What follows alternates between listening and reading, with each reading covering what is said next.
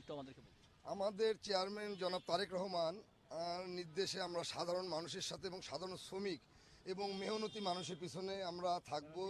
আমরা যারা দিনমজুর, তা আজকে তো সব দোকানপাট সব কিছু বন্ধ, এই জন্য আমরা শ্রমিকদের পাশে আছি এবং শ্রমিকদেরকে একবেলা খাওয়ার আমরা ব্যবস্থা করেছি আমরা নিজ উদ্যোগে করেছি। জনাব তারেক রহমানের নির্দেশ আছে যে সাধারণ শ্রমিক সাধারণ জনগণের সাথে তোমরা থাকো, এই জন্য আমরা আমাদের চেয়ারম্যানের নির্দেশে সাধারণ শ্রমিকদের পাশে এবং সাধারণ জনগণের পিছনে আমরা আছি।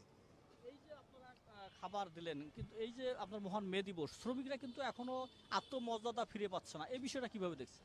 আমরা শ্রমিকদের ন্যায্য অধিকার যতক্ষণ পর্যন্ত আমরা প্রতিষ্ঠা করতে পারিনি, ততক্ষণ পর্যন্ত আমরা শ্রমিকদের সাথেই থাকবো। শ্রমিকদের আন্দোলন সংগ্রাম আমরা সম্পৃক্তভাবে একসাথেই আমরা কাজ করে যাব, চালিয়ে যাব।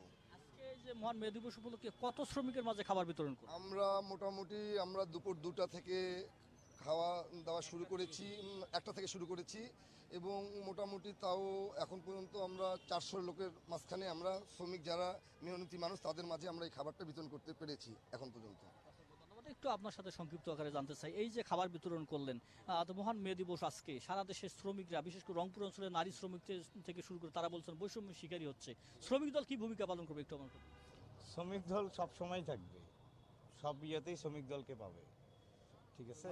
শ্রমিকদের ন্যায্য ন্যায্য অধিকারের জন্য আমরা শ্রমিকদের ন্যায্য অধিকারের জন্য আমরা শ্রমিকদের পাশে সব সময় থাকবো, সব সময় থাকবো। আমরা কথা বলছিলাম শ্রমিক নেতাদের সাথে, তারা কিন্তু বলছেন যে শ্রমিকদের ন্যায্য অধিকার আদায়ে তারা সবসময় পাশে থাকবেন।